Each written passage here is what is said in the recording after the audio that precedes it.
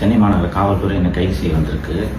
நான் இன்னும் கதவை திறக்கல, வழக்கறிஞர்கள் வரட்டும்னு சொல்லிட்டு வெயிட் பண்ணிட்டுருக்கேன். உடனே தரங்க அப்படின்னு சொல்லிட்டு சொல்லியிருக்கிறாங்க. ஒரு மாதம் முன்னாடி அக்டோபர் எண்டில் ஒரு சம்மன் ஒன்று வந்துச்சு ஆலம்பாக்கம் ஸ்டேஷன்லேருந்து, நீங்கள் இந்த வழக்குக்கு வாங்க அப்படின்னு சொல்லிட்டு. அது என்ன வழக்கு அப்படின்ட்டு எடுத்து பார்த்தா, ரெட் அண்ட் ஃபாலோ அப்படின்ட்டு ஒரு படத்தோட தயாரிப்பாளர் புருஷோத்தமன் என்பவர்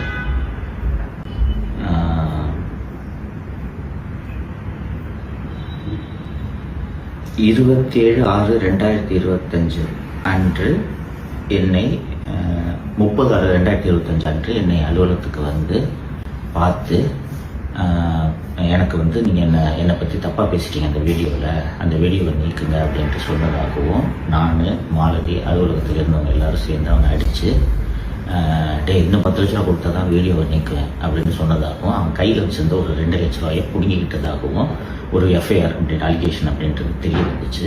உடனே நான் அந்த சம்மனுக்கு பதில் சொல்லும் விதமாக, இது முழுக்க பொய் வழக்கு, இப்படி ஒரு சம்பவமே நடக்கலை, நீங்கள் சொல்கிற அந்த புருஷோத்தமன்றாலோ யாரோ வரவே இல்லை, இதை என்னோட விளக்கமாக ஏற்றுக்குங்கன்னு சொல்லிட்டு ஒரு பதில் கடிதம் நான் அனுப்பிச்சிட்டேன். நவம்பர் 1 அன்னைக்கு நான் அந்த ரிப்ளை அனுப்பிச்சிருக்கேன். அதுக்கப்புறம் இது வரைக்கும் எந்த விதமான ஆக்ஷனும் போலீஸ் சைட்லேருந்து இல்லை. நேற்று நைட்டு சென்னை மாநகர காவல்துறை ஆணையர் திரு அருண் அவர்கள் பினாமி நிறுவனத்தின் மூலம் ஏகப்பட்ட முதலீடுகளை செய்திருக்கிறார் என்ற விவரங்களை வெளியிட்டதும் விடிகாத்தால் இதே வழக்கில் கைது செய்யறதுக்கு வந்திருக்கிறாங்க. வழக்கறிஞர்கள் வந்த பிறகு தான் கதவை திறக்க முடியும், வெயிட் பண்ணுங்கன்னு சொல்லியிருக்கேன். உங்களுக்கான அப்டேட்.